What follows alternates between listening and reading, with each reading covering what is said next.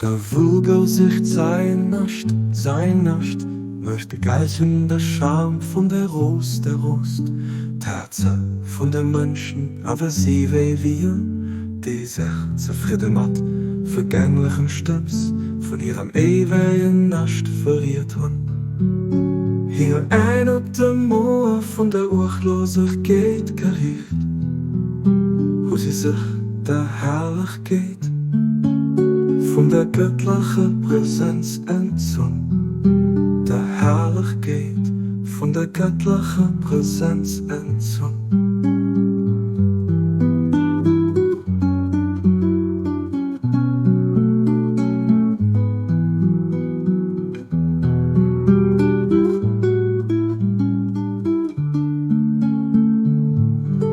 Oh weh, komme schon traurig,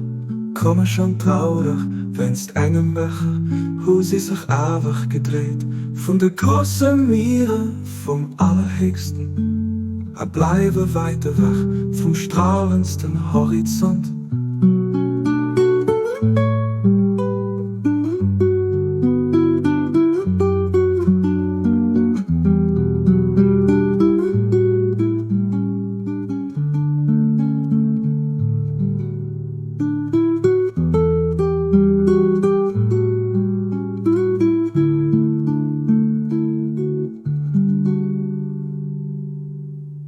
Oh weh, komisch und traurig,